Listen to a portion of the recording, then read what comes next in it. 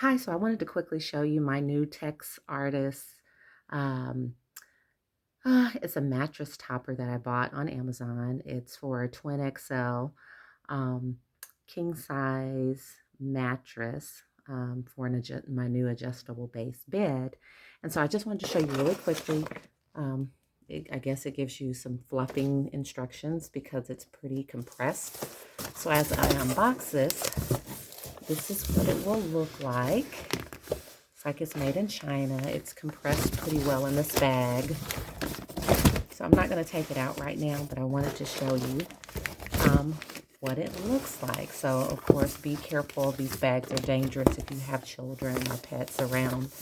So I'm excited to start using it. Again, if you are looking for a mattress topper, here's one. So you can just click the link below if you're interested. Have a great day.